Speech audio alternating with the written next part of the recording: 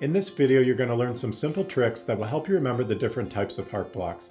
This will be a general overview, and then we'll go in much more detail about each heart block in med videos.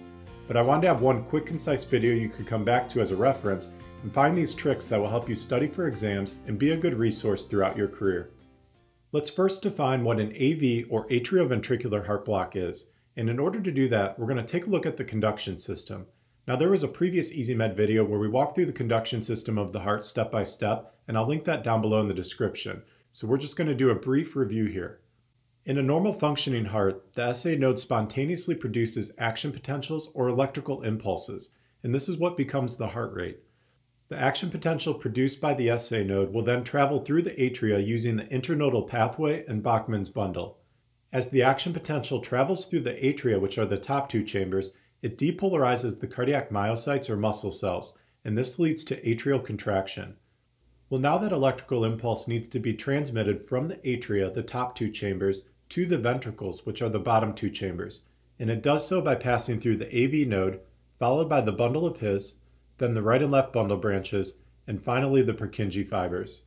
As the action potential travels through this part of the conduction system, it leads to depolarization of the ventricles and ventricular contraction occurs. An AV or atrioventricular heart block is when the electrical transmission from the atria to the ventricles is interrupted. Either it's delayed or it's completely blocked. So what this means is the action potentials produced by the SA node have difficulty traveling from the atria down to the ventricles. And this is usually due to a problem either in the AV node or a little bit lower in the bundle of His or the right and left bundle branches. There are three main types of AV heart blocks: first degree, second degree, and third degree. There are two different types of second degree heart blocks, and we're going to be walking through each of those here shortly. Now, in a previous EasyMed video, we used the heart block poem to remember the different types of AV heart blocks. And the reason I'm recreating this video is while this poem is helpful, it is a lot of words to memorize. So if it works for you, then great, keep using it. But the next trick I'm going to show you simplifies these four main types of heart blocks into just a few words. So first, let's go over this heart block poem as a quick refresher. If the R is far from the P, then it must be a first degree. If PR gets longer than a QRS drop, then it must be a type 1 Wenckebach. If PR stays normal and QRS quits, then it must be a type 2 Mobitz. If P and QRS beat independently, then it must be a complete third degree. We're going to clarify what that type 1 Wenckebach versus type 2 Mobitz actually means here shortly, but you can see how this poem uses a lot of words and it's tough to memorize. So the next trick I'm going to show you simplifies these four types of heart blocks into just a few words, and it's much easier to memorize. So if you can remember this, it will help you on a lot of exams. First degree, far away P. Wenckebach, longer than drop. Second degree, drop randomly. Third degree, beat independently.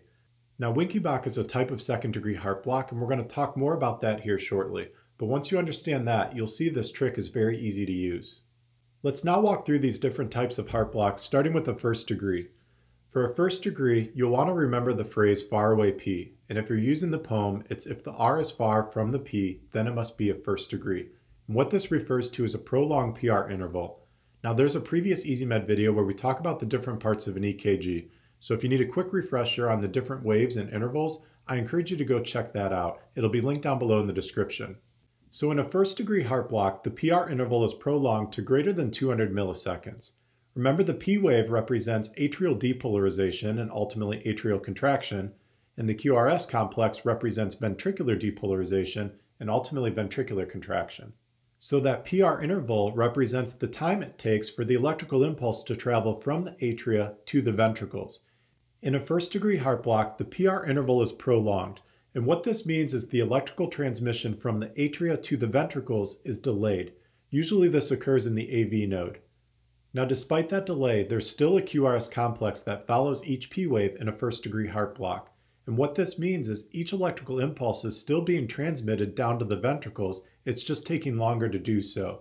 And that's one of the differentiators between a first degree heart block and a second and third degree heart block. In those heart blocks, we don't necessarily have a QRS complex that follows each P wave, and we're going to be talking about those here shortly. But let's first talk about the two different types of second degree heart blocks. Second degree heart blocks can be divided into Mobitz type 1 and Mobitz type 2. Mobitz type 1 is also referred to as Wenckebach, and the easy way to remember Wenckebach as a Mobitz type 1 is to think of the word wink, and we wink with one eye. So Wenckebach type 1. Let's now take a closer look at each one of these, starting with Wenckebach. So for Wenckebach, we said to remember the phrase longer than drop. And if you're using the poem, it's if the PR gets longer than a QRS drop, then it must be a type 1 Wenckebach. What this refers to as a second degree Mobitz type 1 or Wenckebach is when the PR interval progressively gets longer and then all of a sudden the QRS complex drops. So if we take a look at the image, we can see the PR interval is slowly getting longer and longer, and eventually we don't have a QRS complex that follows the P wave. This is different than the first degree heart block where we had a prolonged PR interval, but we still had a QRS complex that followed each P wave. So what's happening in a second degree Mobitz type 1 is the conduction from the atria to the ventricles is slowly being more delayed with each beat. And that's why we see that PR interval progressively getting longer with each beat. Eventually the conduction from the atria to the ventricles is completely blocked, and that's when we get a dropped QRS complex. This is known as the Wenckebach phenomenon. After we get that drop beat, conduction to the ventricles resumes and we repeat the cycle again. Moving on to a second degree Mobitz type 2, we said to remember the phrase second degree drop randomly. And if you're using the poem, it's if PR stays normal and QRS quits, then it must be a type 2 Mobitz. What this refers to as a second degree Mobitz type 2 is when the PR interval remains constant and the QRS complex randomly drops. This is different than the Wenckebach where we saw the PR interval getting longer and longer and then the QRS complex dropped. Now if we take a look at the image, we can see the PR interval stays the same, and then all of a sudden we get a P wave without a QRS complex that follows it. So what this means is the electrical impulse travels at a constant rate from the atria to the ventricles, and that's why we see a constant PR interval. Then all of a sudden that electrical impulse is completely blocked and it can't travel from the atria to the ventricles. And that's when we get that dropped QRS complex. This usually occurs in the bundle of His or bundle branches and sometimes in the AV node. This is a second degree Mobitz type 2. The final type of heart block is a third degree, also referred to as a complete heart block. And the phrase to remember here is beat independently. And if you're using the poem, it's if P and QRS beat independently, then it must be a complete third degree. So what this means is the electrical signal between the atria and ventricles is completely blocked. As a result, there's no electrical communication between the top two chambers and the bottom two chambers. This forces the atria and ventricles to each generate their own action potentials, and we can see that on the ECG rhythm strip shown.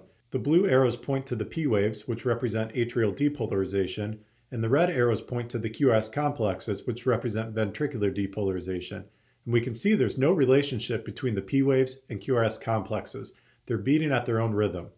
And it's these junctional escape rhythms in the ventricles that allow for ventricular depolarization and contraction to occur without needing to receive an impulse from the atria. And this is what maintains cardiac function in a third degree heart block.